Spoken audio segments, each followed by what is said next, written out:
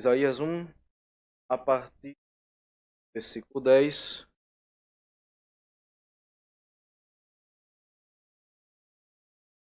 Todos acharam? Assim diz a palavra do Senhor. Príncipes de Sodoma, escutem a palavra do Senhor. Povo de Gomorra, dê ouvidos à lei do nosso Deus. O Senhor diz: de que me serve a multidão dos sacrifícios que vocês me oferecem? Estou farto dos holocaustos de carneiros e da gordura de animais cevados. Não me agrado do sangue de novilhos, nem de cordeiros, nem de bodes. Quando comparecem diante de mim, quem requereu de vocês esse pisotear dos meus átrios? Não me tragam mais ofertas vãs. O incenso é para mim abominação, e também as festas da lua nova, sábados e a convocação das assembleias. Não posso suportar iniquidade associada à reunião solene. As festas da lua nova e as solenidades, a minha alma os odeia. Já são peso para mim. Estou cansado de suportá-las. Quando vocês estendem as mãos, eu fecho os meus olhos. Sim, quando multiplicam as suas orações, não as ouço, porque as mãos de vocês estão cheias de sangue.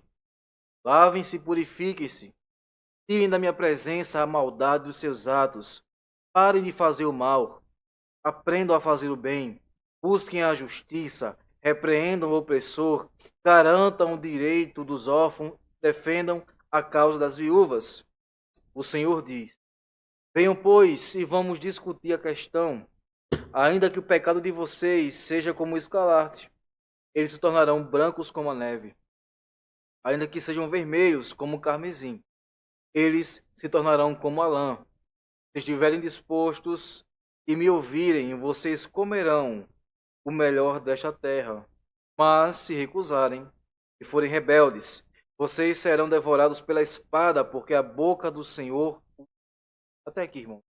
Vamos orar mais uma vez? Ó Senhor Deus, Pai amado, nós entramos, ó Senhor, na tua presença novamente, rogando a ti, ó Deus, as tuas misericórdias. Pedindo, Pai, para que o Senhor nos visite pela tua palavra. Que a tua palavra, Pai, visite nosso coração nesta noite, para que nós venhamos, ó Pai, ouvir a tua voz. Em nome de Jesus. Amém e amém. Meus irmãos, nós estamos diante de um texto que parece que foi escrito ontem, aqui no Brasil.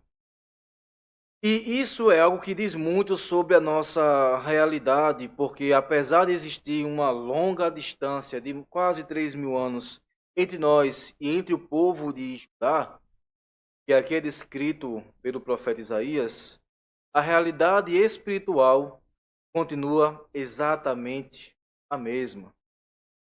O coração humano continua o mesmo, o pecado continua produzindo os mesmos efeitos e a alma continua adoecendo da mesma maneira. E talvez a pergunta mais importante seja feita nessa noite é de como um texto que é tão antigo consegue ser ao mesmo tempo tão atual. Como é que pode que as palavras que aqui foram pronunciadas tantos séculos conseguem descrever com tanta precisão a realidade espiritual dos nossos dias? E a resposta, irmãos, está representada, está exatamente no problema denunciado por Isaías e apontado pelo nosso Deus. Porque esse texto denuncia uma condição espiritual extremamente perigosa. É uma condição mais perigosa e mais letal até do que aquela apostasia que é escancarada. É mais perigosa do que aquela rebeldia contra Deus e contra a sua palavra. É uma condição que é mais perigosa e é mais letal, é mais nociva do que muitos pecados que são visíveis, pecados que são externos e que com facilidade nos causa horror, choca, por exemplo, os nossos olhos. E qual é essa condição? É quando, irmãos, o homem continua próximo das coisas sagradas, por exemplo. É quando o homem ele continua próximo, entre aspas, de Deus, e o seu coração se afasta cada vez mais. Seu coração se afasta cada vez mais do Senhor. É na condição que existe culto, mas não existe temor, existe oração, mas não existe quebrantamento. Sim, existe louvor, mas não há ali uma verdadeira adoração. São momentos, irmãos, em que os lábios se movem, as mãos se levantam, as lágrimas até caem, mas o coração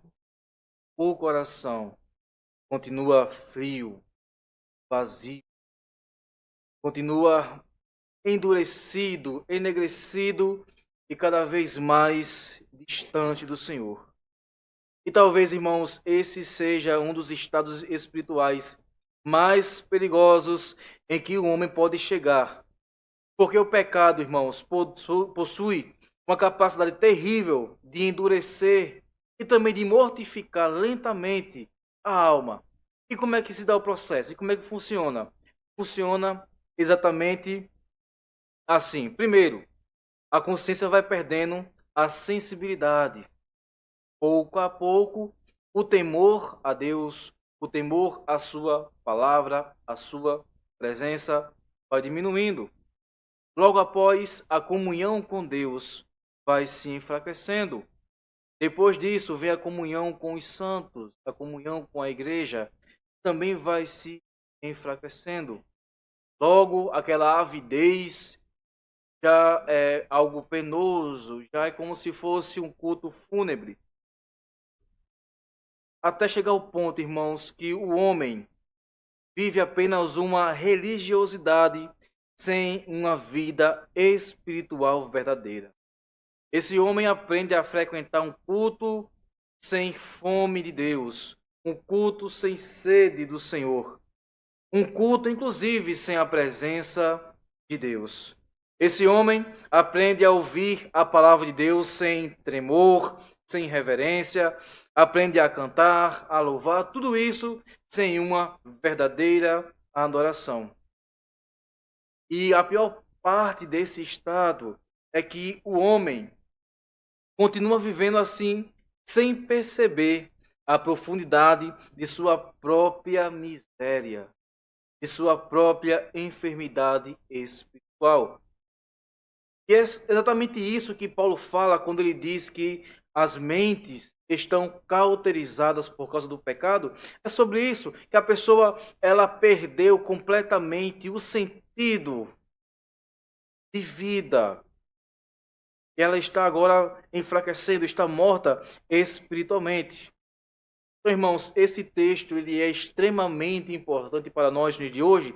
Sim, porque nós vamos aqui tratar de um assunto que ele é recorrente e que, infelizmente, faz parte da nossa realidade como igreja brasileira nesse século 21. E a minha oração, irmãos, é que a palavra de Deus ela vá de encontro ao meu e ao seu coração e que a palavra do Senhor também examine nossos corações e que também ele nos cure de todo e qualquer mal que há em nosso coração. Pois bem, nós vamos iniciar observando agora o contexto desse texto aqui. Nós vamos entender como é que estava acontecendo a região de Judá, como é que estava ali o povo do Senhor. Então vamos iniciar com o versículo 1, por exemplo. Volte para o texto comigo. Isaías no capítulo 1, versículo 1. Visão que Isaías, filho de Amós, teve a respeito de Judá e Jerusalém, perdão, nos dias de Uzia, Jotão, Acais e Ezequias, reis de Judá. Então Isaías ele inicia seu ministério em um período de grande movimentação em Judá. De forma política, a nação estava bem estruturada. De forma militar, estava bem fortalecida. E de forma econômica, a cidade estava vivendo de dias de prosperidade. Então, por exemplo, nos dias de Uzias, Judá alcançou crescimento, expansão territorial e também conseguiu a estabilidade nacional. No segundo livro das Crônicas, eu peço que você, por gentileza, venha comigo para lá.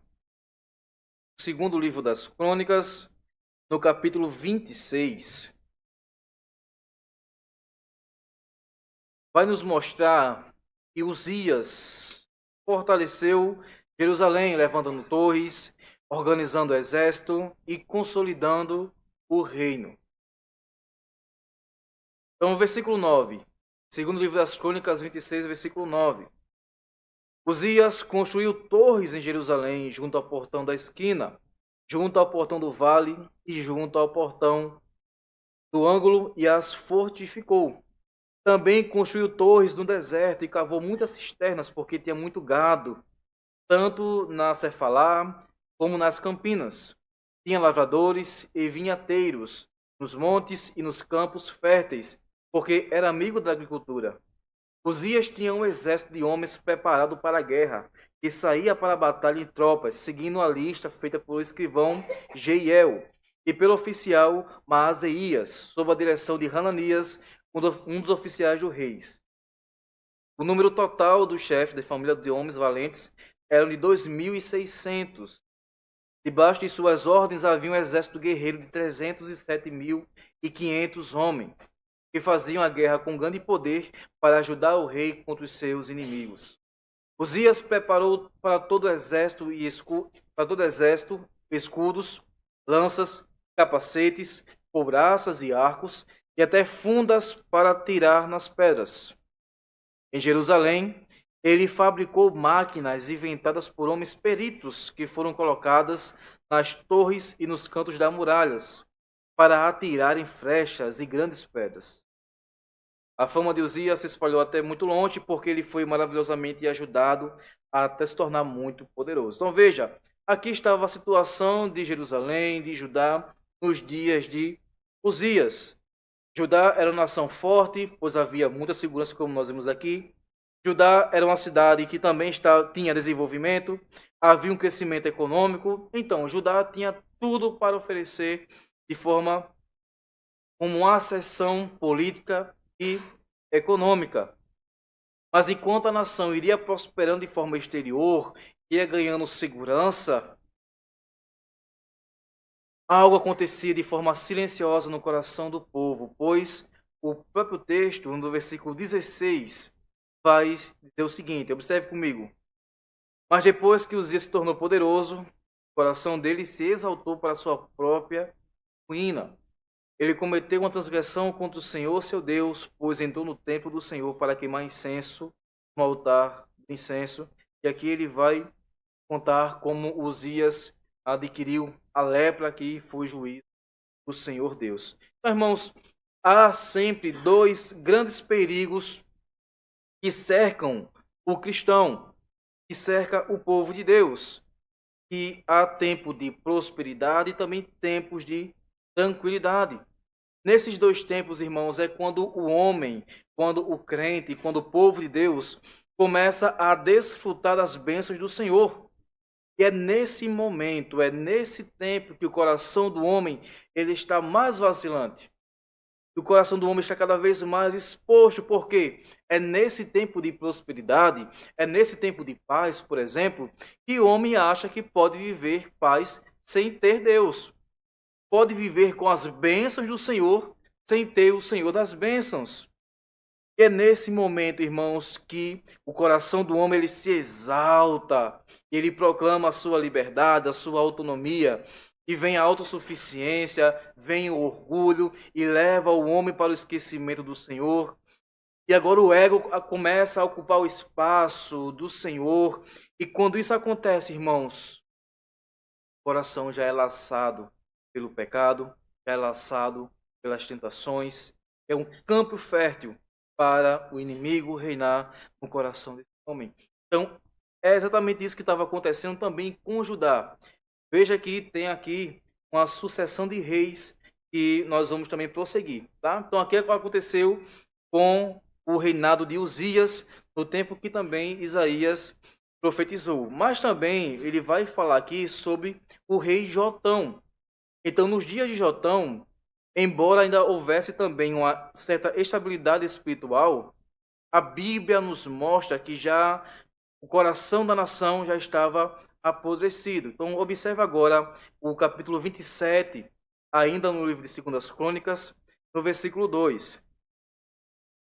Fez o que era reto aos olhos do Senhor segundo tudo que Uzias, seu pai, havia feito, exceto que não entrou no templo do Senhor.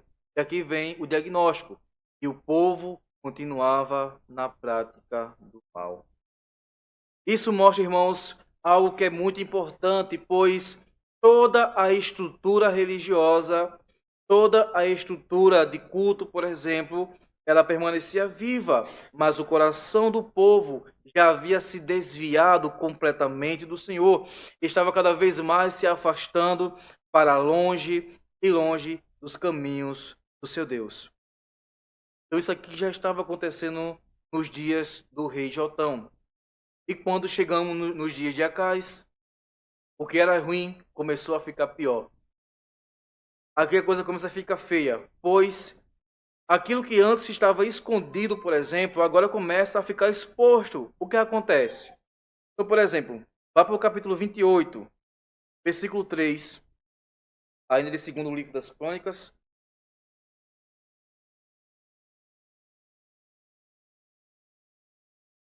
Observe comigo. Aqui está falando sobre o rei Acais. Também queimou incenso no vale de Ben-Rinom e queimou seus próprios filhos, segundo as abominações dos gentios que o Senhor havia expulsado de diante dos filhos de Israel. E aqui ele vai seguir falando cada vez mais sobre as práticas idólatras do rei Acais. Mas veja, irmãos, observe uma coisa comigo. Isso mostra cada vez mais que o povo de Deus, ele começa a se corromper. O culto santo ao Senhor é corrompido. A idolatria aqui agora se espalha por toda Judá, tomando conta assim de toda a nação. E com isso vai crescer a injustiça, com isso vai crescer a idolatria, com isso vai crescer a omissão, por exemplo. Então Isaías chega até a denunciar de maneira muito clara, por exemplo, no versículo 23 do nosso texto. Agora volte para Isaías, por gentileza, onde Isaías diz o seguinte: os seus príncipes são rebeldes e companheiros de ladrões. Cada um deles ama o suborno e corre atrás de recompensa. Eles não defendem o direito do órfão e a causa das viúvas não chega diante deles. Ou seja, a corrupção espiritual já havia agora alcançado todas as esferas, todas as áreas da vida nacional. O pecado agora já havia alcançado, afetado a liderança, a justiça, a adoração e o coração do povo. Mas ainda assim, irmãos, o que é ruim ainda pode piorar. Ainda existe algo que é muito grave em torno de tudo isso. O que é grave é que mesmo nessa condição de idolatria, mesmo nessa condição de de Judá, descumprir a ordem do Senhor, mesmo assim, o povo de Judá ainda continuava frequentando. O povo de Judá ainda continuava oferecendo sacrifícios, continuava ainda celebrando as festas religiosas. E é por isso, irmãos, que Isaías, capítulo 1, que nós estamos lendo, é um texto que é muito similar a nós. Porque o problema de Judá, irmãos, não era uma falta de religião, mas sim uma religião sem Deus. Era a falta de temor. O povo se aproximava de Deus apenas de forma externa, mas o seu coração estava longe do Senhor. Eu pergunto a vocês, irmãos, é ou não é o que nós estamos vendo em nossos dias? Onde milhares de igrejas se unem, se reúnem e lotam, as pessoas lotam as igrejas, as pessoas choram, alguns até caem, outras pessoas levantam as mãos, as pessoas oram, cantam de forma externa, mas o seu coração está longe do Senhor.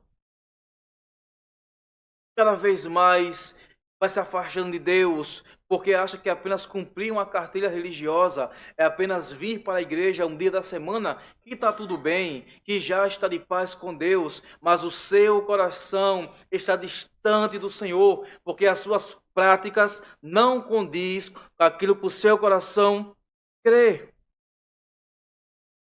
De forma externa, o culto está acontecendo, hinos são cantados, sacrifícios são feitos, Sacerdotes entram no templo. O povo geme, o povo chora, o povo canta, o povo se alegra. Mas internamente, a podridão. Internamente, apenas homens mortos, caídos, sem temor algum a Deus. Então, é esse basicamente o cenário que está ocorrendo aqui no capítulo 1 de Isaías. E aqui, irmãos, diante disso, nós temos o primeiro ponto dessa mensagem, que existem cultos que Deus não aceita. O culto que Deus rejeita. Eu sei que pode até estranhar aqui para algumas pessoas eu falar sobre isso, mas nós vamos decorrer e você vai conseguir entender o que eu estou querendo falar. Então nós lemos do versículo 10 ao versículo 15, é onde fala justamente isso, onde há um culto que é hipócrita, um culto que Deus está rejeitando. Agora Deus olha para ajudar. Depois dessa breve explicação desse contexto, agora você consegue entender porque Deus olha para ajudar e chama eles de Sodoma e Gomorra. Versículo 10. Príncipe de Sodoma, escutem a palavra do Senhor. Povo de Gomorra, dê ouvidos à lei do nosso Deus. Irmãos, isso aqui para um judeu daquele tempo, até hoje, mas para um judeu daquele tempo, isso aqui era muito pesado. Isso aqui era uma ofensa muito grande. Para nós, imagine para eles. É uma ofensa terrível. Ser chamado de sodomita, por exemplo, é uma ofensa terrível. Mas Deus chama os líderes de Jerusalém, né? Chama Jerusalém e Judá de Sodoma e também de Gomorra. Por quê? A Jerusalém e Judá estavam agora no mesmo nível de perversidade de Sodoma e Gomorra. Agora Deus olha para Jerusalém, a cidade que tinha o templo, a cidade que existia o culto, as festas, sacrifícios, e agora ele chama pelos nomes da cidade que ele destruiu com a sua ira divina. Mas por que Deus faz isso com Judá? Porque Judá, irmãos, já havia se tornado espiritualmente igual a Sodoma e igual a Gomorra. Uma cidade que havia imoralidade, uma cidade onde não havia respeito e onde não havia temor a Deus. Então agora é justo Deus olhar para Judá, Deus olhar para Jerusalém e compará-las a Sodoma e a Gomorra. Mas por que Deus faz isso? Deus chama assim Judá e Jerusalém de Sodoma e Gomorra. Há um motivo. No capítulo 1 de Isaías, observe comigo o versículo 2, onde Deus diz: escutem, ó céus, e ouçam a terra, porque o Senhor é quem fala. E aqui vem o motivo. Criei filhos e os fiz crescer, mas eles se revoltaram contra mim. E aqui está, irmãos, a raiz do problema. Aqui está o diagnóstico do problema que vai decorrer ao longo desse capítulo. A rebelião contra Deus, a revolta contra Deus, ou seja, o pecado.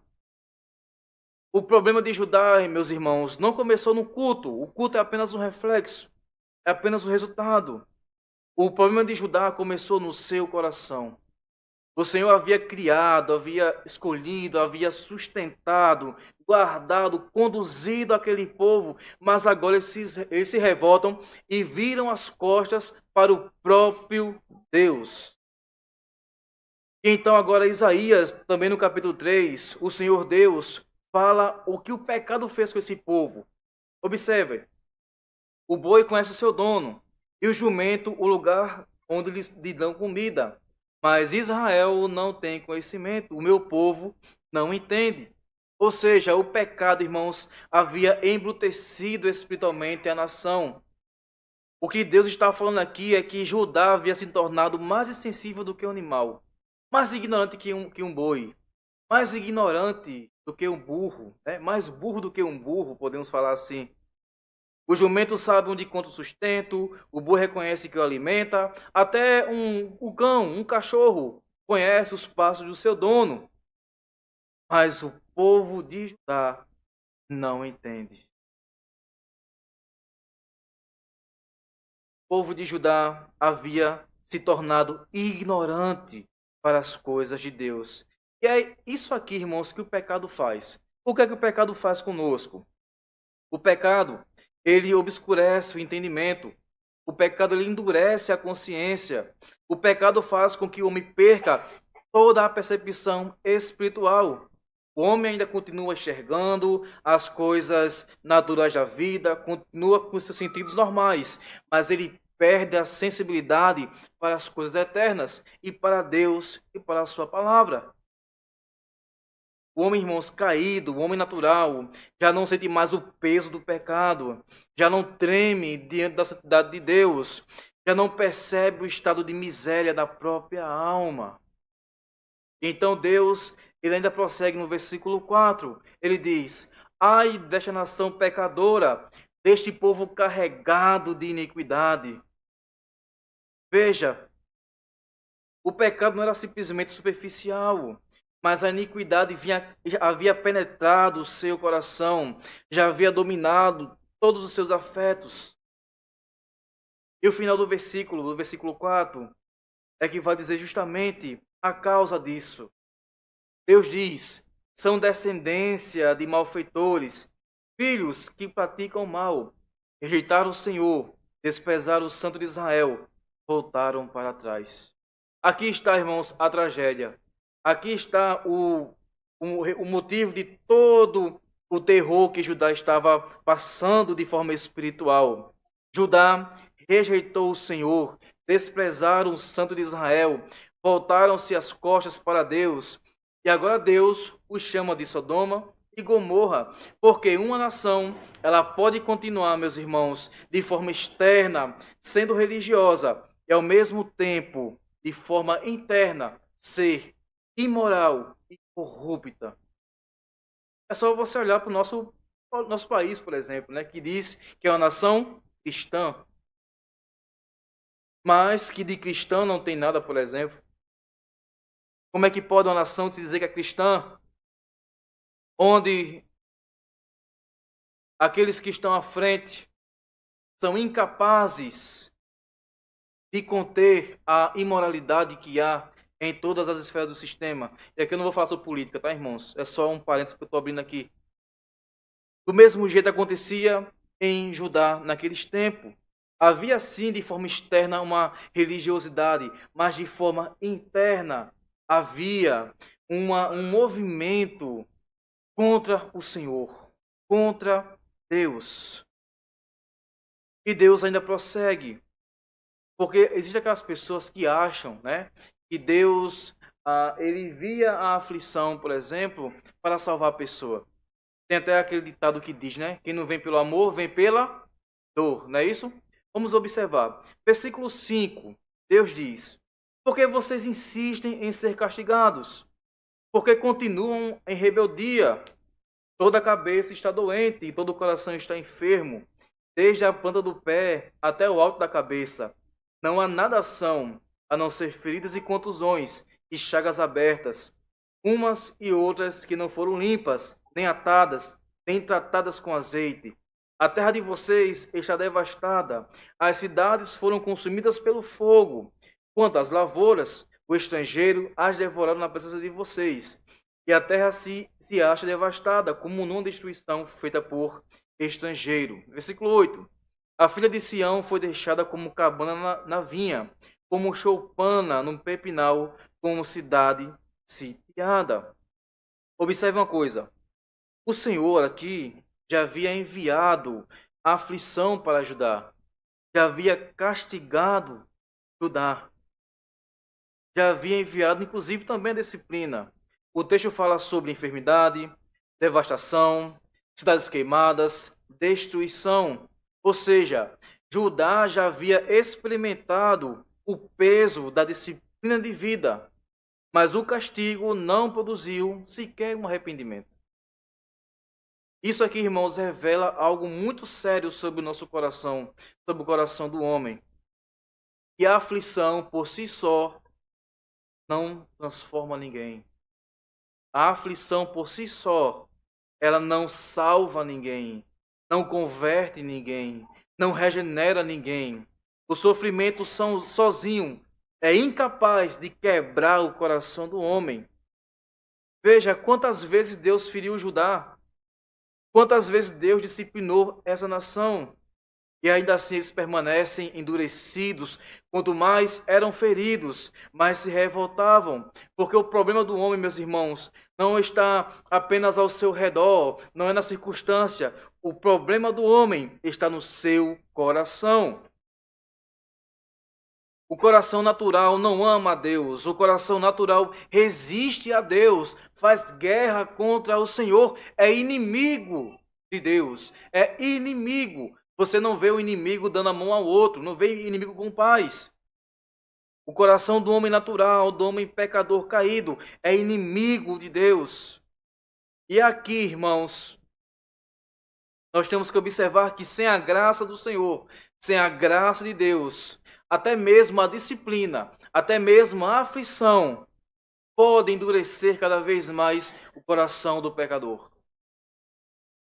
E é aqui que aquele ditado cai por terra. Se você não vier pelo amor, você vem pela dor. Não, meu amigo. Se Deus não intervir no seu coração, se Deus não quebrar o seu coração, se Deus não restaurar o seu coração, não terá sofrimento no mundo que trará você a Cristo. Porque se fosse assim, irmãos, todos que estão no inferno seriam convertidos. É aflição maior do que no inferno? Então não teria inferno, porque ali há sofrimento. Então, se viesse pela dor, todos que estão lá poderiam ser salvos. Mas não é isso que a Bíblia diz. Todos que estão no inferno, irmãos, têm conhecimento de Deus. Estão lá porque têm o coração endurecido contra o Senhor. Eles rangem o dente de raiva contra o Senhor. Então veja, meus queridos, que a aflição, ela sim pode endurecer cada vez mais o coração do homem. Coração daquele pecador que se levanta afrontosamente contra Deus. E agora chegamos, irmãos, no ponto mais crítico desse texto aqui ainda, que mesmo nessa condição, essa condição de aflição, de terra devastada, de lavouras saqueadas, devoradas, mesmo endurecido, mesmo debaixo de uma severa disciplina, eles continuavam obstinados a pecar e continuavam cultuando a Deus de forma cínica. Continuavam oferecendo sacrifício a Deus, continuavam indo ao templo, e Deus pergunta no versículo 11, observe comigo. O Senhor diz: de que me serve a multidão de sacrifícios que vocês oferecem? Estou farto dos holocaustos de carneiros e da gordura de animais cevados. Não me agrado do sangue de novilhos, nem de cordeiros e nem de bodes. Irmãos, que pergunta Deus faz para o povo? De que me serve a multidão de sacrifícios que vocês oferecem? O povo sacrificava, mas Deus não recebia mais aquele culto. Porque o problema, meus irmãos, não era a ausência de religião, como já falei agora há pouco, mas sim, irmãos, o problema era o coração que permanecia em rebelião contra Deus. Enquanto apenas tentava amenizar a culpa fazendo um sacrifício para se achegar a Deus, mas o seu coração estava morto, abandonaram o Senhor em seus corações. Eles queriam um culto tranquilo, um culto sem arrependimento, um culto sem palavra, por exemplo, um culto sem doutrina, só um culto tranquilo, animado, para sair revigorado. Queriam aproximar-se de Deus, mas sem abandonar o pecado. Basicamente, eles queriam um céu sem Deus. Seriam basicamente isso. E Deus diz: de que me serve isso que vocês fazem por mim? Estou farto, não me faça mais. Eu estou farto, eu não me agrado dos seus sacrifícios. É isso que Deus diz. Versículo 13. Deus ainda continua falando com o povo. Não me tragam mais ofertas vãs. O incenso é para a minha abominação, e também as festas da lua nova, os sábados. e as convocações das assembleias. Não posso suportar iniquidade associada à reunião solene, ou seja, o culto público, o culto ao Senhor. Aquilo, irmãos, que Deus deixou como bênção para o povo de Judá. O povo de Judá transformou em maldição para eles mesmos. Porque achavam que só cumprir uma tabela, que só preencher uma cartilha, que só preencher o banco era o suficiente, mas para o Senhor não é suficiente. Era o mesmo povo que cantava, esse mesmo povo desprezava o Senhor.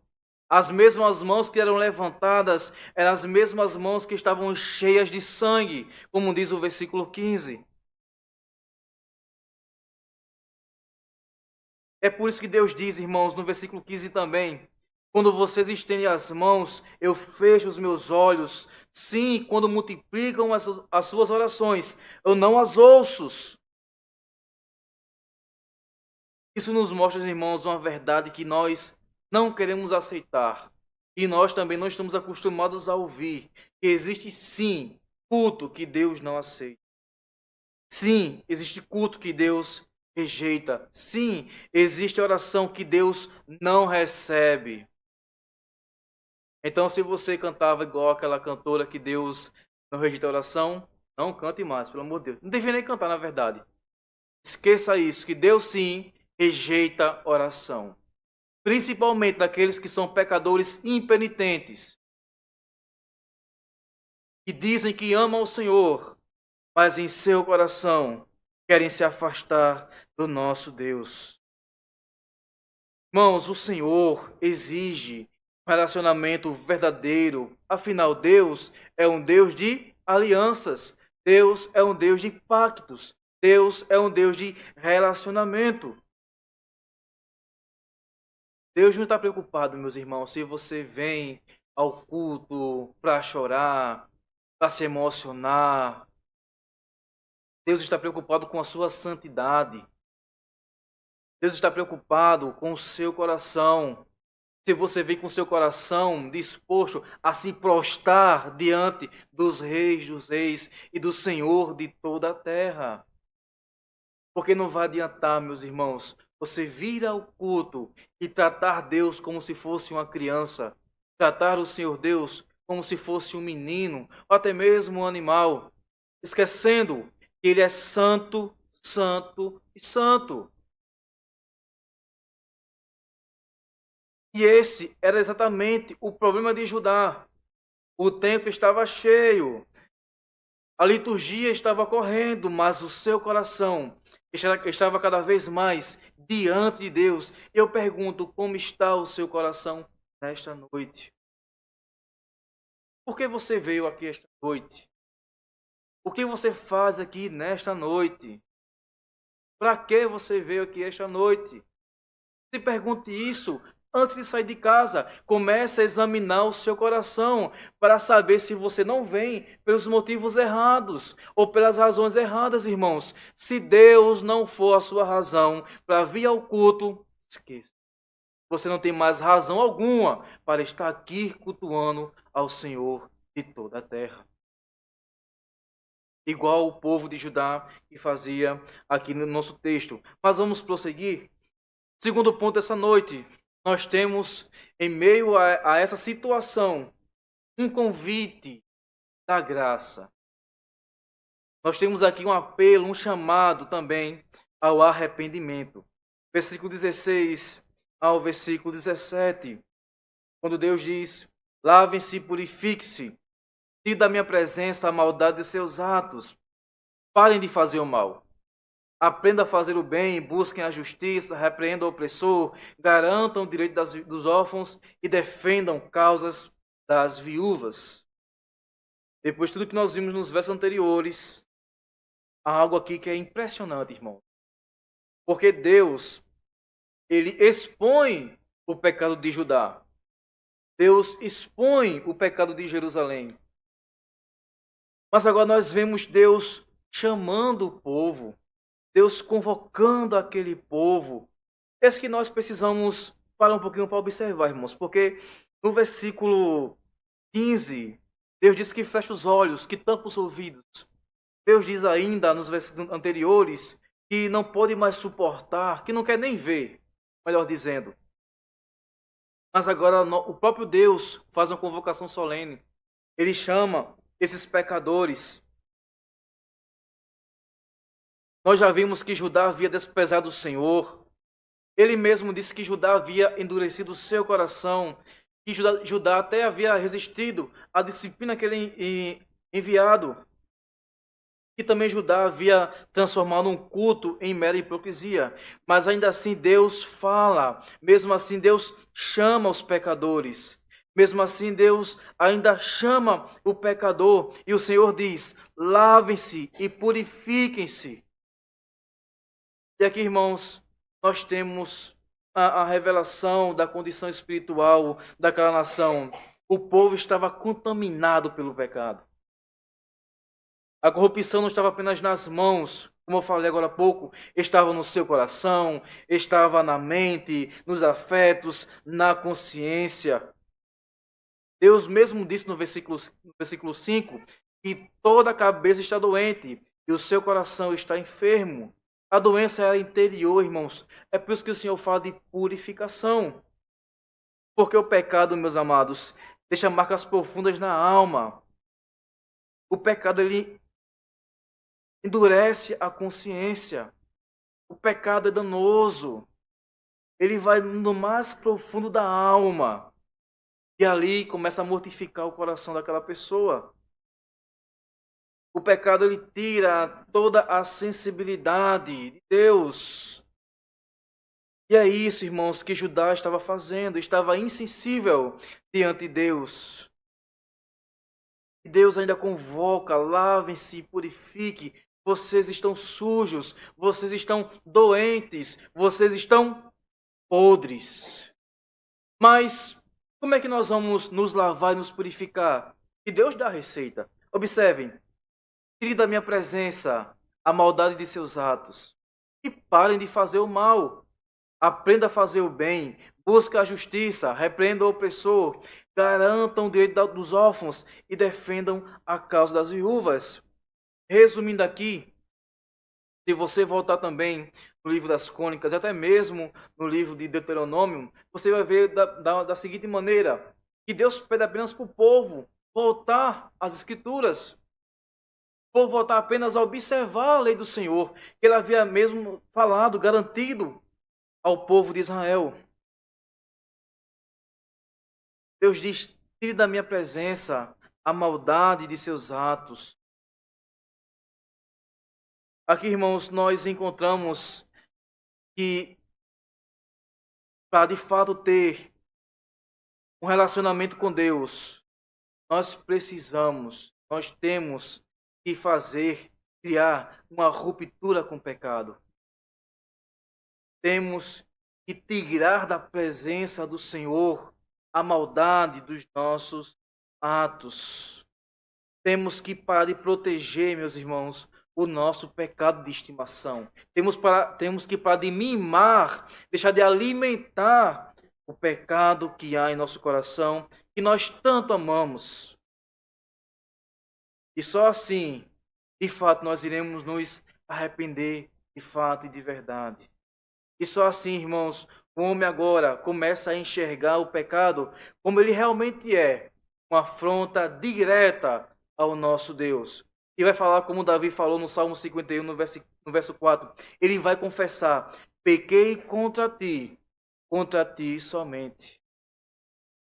O coração arrependido, meus irmãos, sofre porque entende contra quem ele pecou. Não é apenas medo do castigo do inferno, não é apenas medo da morte, não é peso na consciência, não. É de fato o entendimento que o seu pecado agravou a santidade daquele que é triplamente santo, que é o Senhor Deus.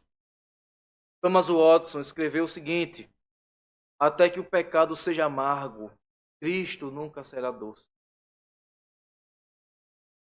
Isso aqui, irmãos, aparece de um modo muito claro, porque Deus está arrancando de Judá a falsa segurança religiosa.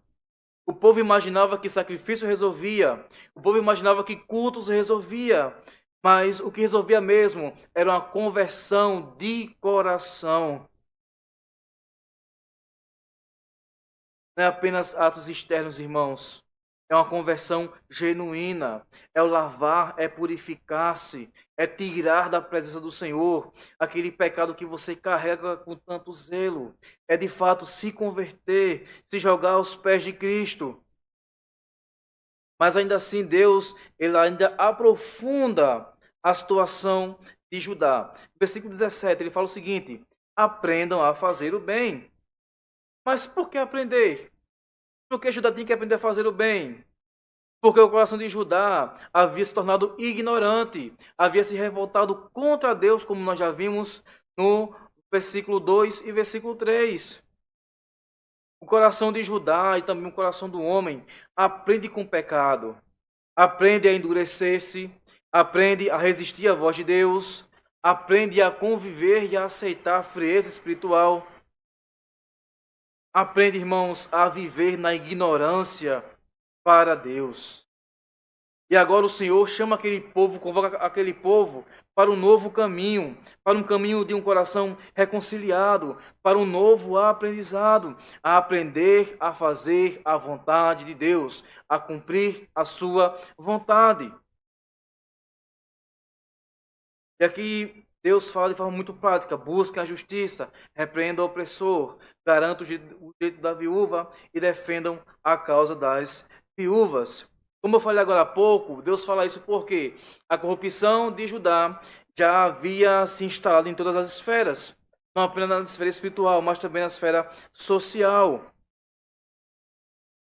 Versículo que nós já lemos agora há pouco, o versículo 23 fala justamente sobre isso, que os príncipes estavam rebeldes, estavam associados com ladrões. Então, irmãos, Deus chama agora para o arrependimento.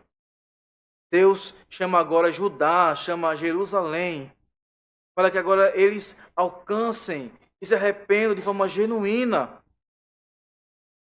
Porque, irmãos, somente um coração arrependido é capaz de mudar tudo que está em volta. É impossível para um homem arrependido de forma genuína, é impossível para o homem que de fato nasceu de novo, ele conseguir conviver com o pecado em sua volta. É impossível. É impossível para o santo viver em paz com o pecado em sua volta. É impossível. Se você, por exemplo, se diz que é santo, se diz que é salvo, e se você ainda é capaz de tolerar certas brincadeiras, certos ambientes, certas situações que são pecaminosas, que são afrontosas ao Senhor, reveja o seu cristianismo. Então Deus chama, convoca um povo a justamente se arrepender e a nascer de novo, para que aprendam a fazer o bem, ou seja, a cumprir a sua vontade e a deixar para trás tudo aquilo que faziam de errado, tudo aquilo que afrontava o Senhor Deus. Porque, irmãos, somente a verdadeira regeneração, ela afeta a tudo e a todos. O arrependimento genuíno, irmãos, sempre produz frutos de justiça.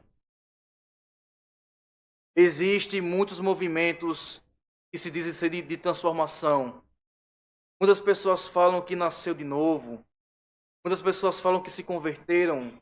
Muitas pessoas afirmam ser novas pessoas, mas os seus ambientes são os mesmos. As suas conversas são as mesmas. Não há mudança externa. Seu ambiente, meus irmãos, diz muito sobre o seu cristianismo, sobre o nível da sua conversão. Vamos para o terceiro ponto? E agora Deus, de mais uma vez, faz o convite da graça. Deus chama agora a purificação. Depois que Deus chama Judá de Sodoma e Gomorra, depois de Deus rejeitar os seus sacrifícios, depois de Deus falar que não suporta mais as reuniões solentes, depois de Deus mesmo falar que não mais aceita as suas orações, Depois de Deus ordenar, lavem-se, purifiquem para de fazer o mal, agora o Senhor diz: venham, venham, pois, e vamos discutir a questão. E aqui, irmãos, mais uma vez nós vemos que Deus, ele expôs o pecado de Judá, ele mais uma vez convoca o seu povo para conversar, para dialogar. E aqui veja uma coisa, Deus não está se rebaixando ao nível do pecador, não. Deus se coloca de fato como um juiz justo e chama agora o pecador para conversar com ele. Entenda que Judá havia se revoltado contra o Senhor. E assim Deus fala o seguinte: venham, venham. E aqui, irmãos, nós conseguimos encontrar a graça. Porque o Senhor Deus não chama pecadores porque encontrou nele alguma beleza. Não. O texto é muito claro com isso. Deus não chama os pecadores porque viu nele alguma justiça. Não. O texto é muito claro em relação a isso. Deus agora chama os pecadores não porque o culto era bonito, não, porque Deus não mais aceitava o seu culto. E o texto é muito claro com isso. Então, o que faz Deus chamar Judá novamente para uma conversa, vamos dizer assim? O que faz Deus chamar Judá, chamar o povo de Jerusalém? É apenas graça. Apenas isso, meus irmãos. Não chama Judá porque merecia uma nova oportunidade, merecia uma nova chance, não. O convite parte do próprio Deus, nasce de sua misericórdia, nasce de seu caráter. Porque se Deus tratasse Judá como Judá merecesse, o texto acabaria no versículo 15. E depois você pode ler em casa. Mas o Senhor prossegue dizendo o seguinte: vamos discutir a questão. Ou seja, vamos conversar. Deus chama Judá, irmãos, a encarar suas verdades, a encarar o seu estado. É como se o Senhor falasse: venham para a luz, vamos tratar o pecado como pecado. Venham, pare de se esconder atrás de sacrifícios, pare de se esconder atrás de louvores, atrás de cultos. Venham, abandonem essa religião sem coração, abandonem esse cristianismo sem Cristo. Venham. A graça, irmãos, ela nunca vai encobrir a culpa. A graça traz o pecador para a verdade. Então Deus revela a profundidade que há no pecado do coração do homem. Pois Deus diz: ainda que os pecados de vocês sejam como escarlate, eles se tornarão brancos como a neve. Ainda que sejam vermelhos como o carmesim, eles se tornarão como a lã. Para quem não sabe, o escarlate aqui, era uma cor muito profunda, viva, como se fosse um vermelho, mais forte que um vermelho. Então, quando a roupa sujava com essa mancha ela não era só superficial, ela penetrava mesmo e ficava lá e não dava mais jeito nenhum para tirar. É igual a mancha de vinho, por exemplo, né, de suco de uva. Impregna bastante. E ainda assim, irmãos, com isso Deus diz o seguinte: olha, o seu pecado, ele é impregnado assim como o escarlate. Mas ainda que sejam como o escarlate, serão brancos como a neve. Judá podia levantar as mãos, Judá podia fazer sacrifícios, Judá poderia oferecer incenso, mas Judá não podia limpar a sua própria alma. Judá não conseguia se livrar de sua mancha. Esse aqui, irmãos, é o ponto. O ser humano tem um problema. Esse problema é muito profundo. Ele não consegue resolver esse problema. Precisa de purificação e somente Deus pode purificar o coração do homem. Aqui eu deixo uma mensagem para aquelas pessoas que pensam que tem que se purificar primeiro para depois vir a Cristo. Não, eu vou para a igreja, mas depois eu tenho que resolver aqui algumas questões e depois eu vou. Eu tenho que parar de beber, eu tenho que parar de fumar, eu tenho que parar de fornicar, eu tenho que parar, sabe, de sair. Depois que eu fizer isso, eu vou para a igreja. Mas eu vou. Mas primeiro eu tenho que parar de fazer isso. Sabe quando você vem? Esse pecado que é seu coração, a mancha que é seu coração, somente Deus pode tornar branco como a neve. Davi entendeu isso, irmãos, como Davi diz no Salmo 51, no verso 2. Lava-me completamente da minha iniquidade e purifica-me do meu pecado. No verso 7 ele diz o seguinte: purifica-me com o sopo e ficarei limpo. Lava-me e ficarei mais branco do que a neve. O pecador verdadeiro, irmão, sabe que a sua maior necessidade não é apenas alívio, a sua necessidade é purificação.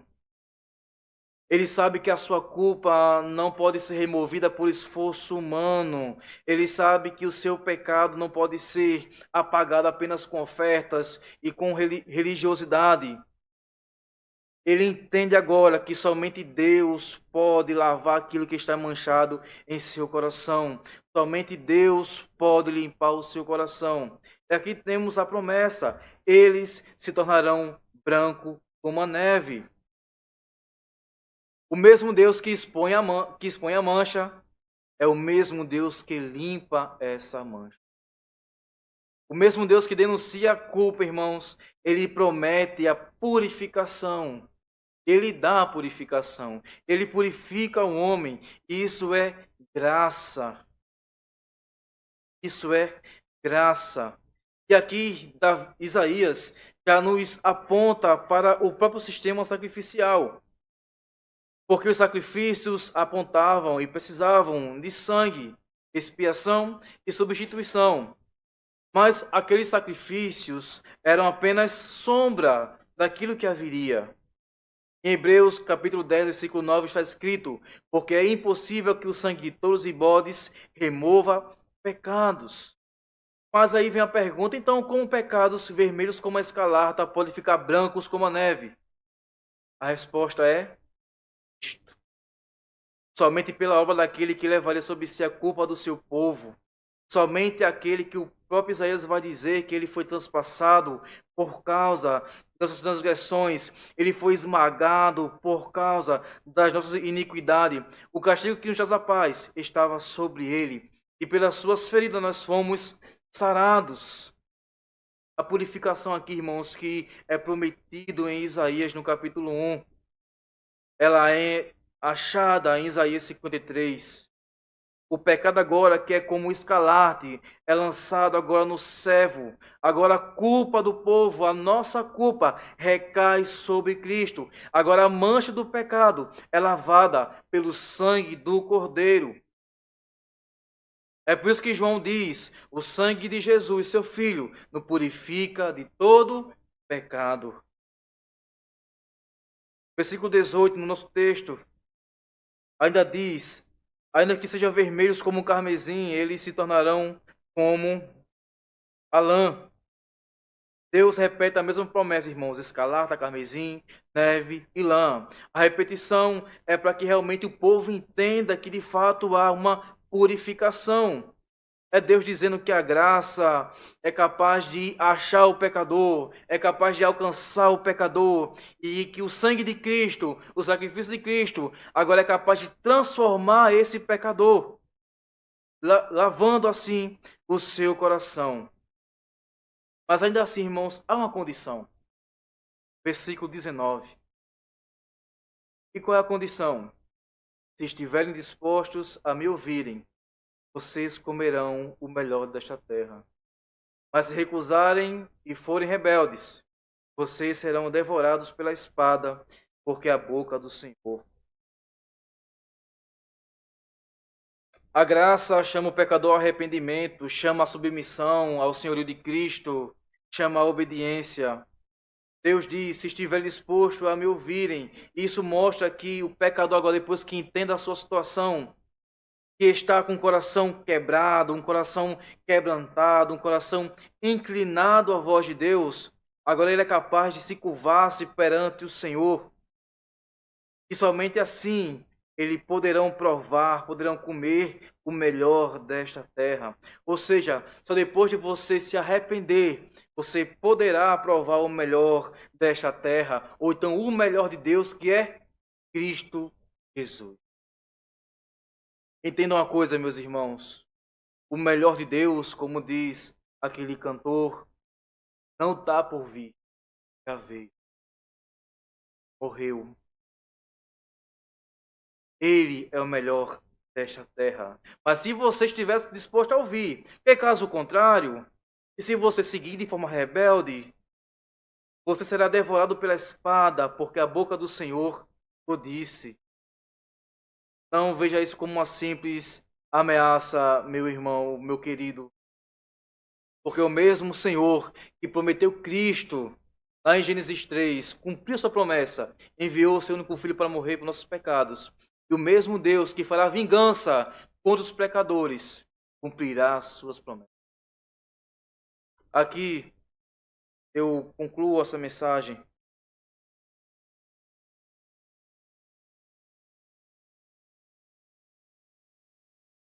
da seguinte maneira, apenas com uma aplicação. Não sei se vocês conhecem, mas existe um tipo de fungo.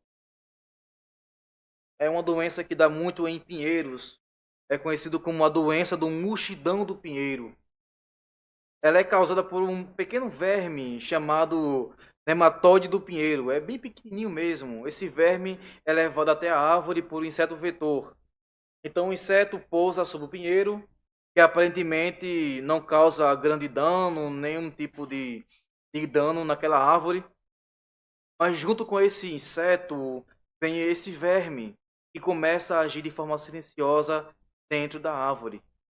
E o mais assustador, irmãos, é que nessa doença ela trabalha de dentro para fora. Ela começa primeiro pela raiz das árvores e ela vai subindo até alcançar o topo.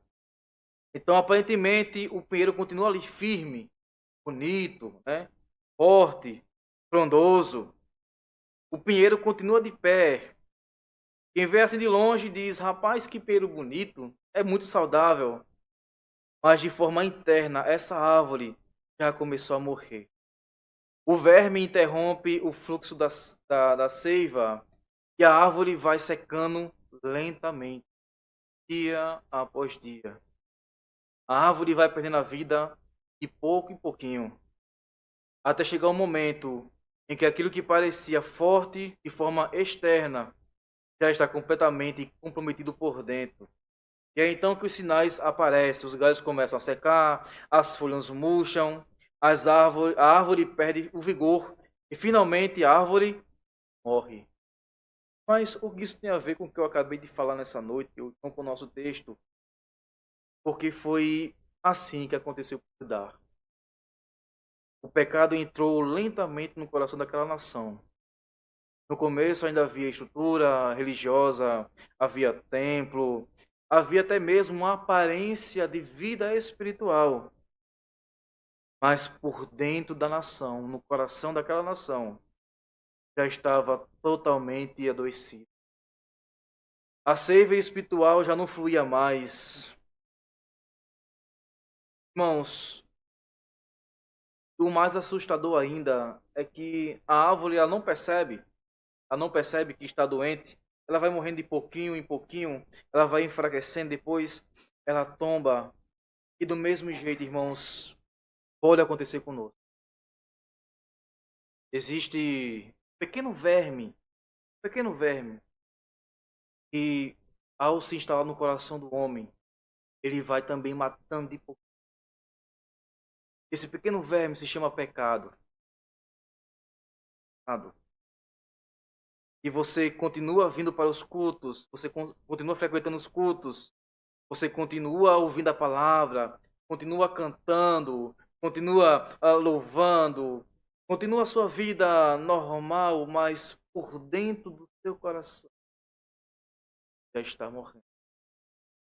E os sinais começam a aparecer, você começa a ficar mais tranquilo com os pecados, começa a ficar mais convenientes com os pecados, começa a abandonar os cultos, começa a abandonar a oração, começa a abandonar a leitura da palavra, começa a detestar pregações,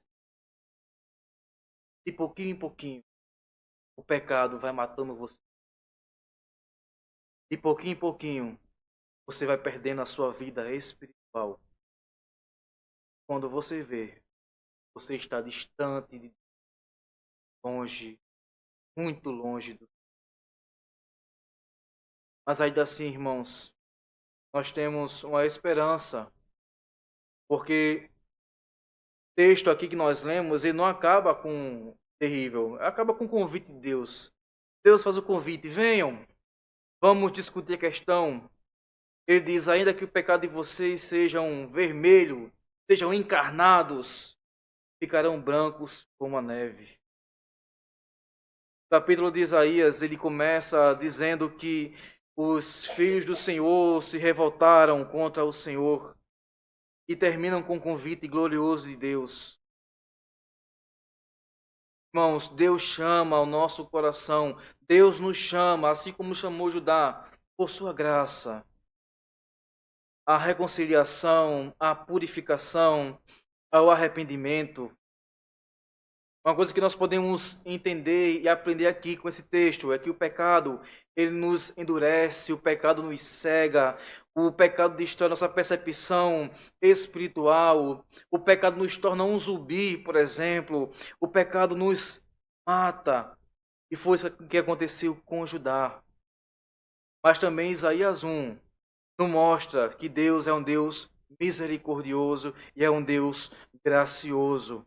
Porque o mesmo Deus que expõe o pecador é o mesmo Deus que o chama para si. É o mesmo Deus que quer salvar e salva esse pecador.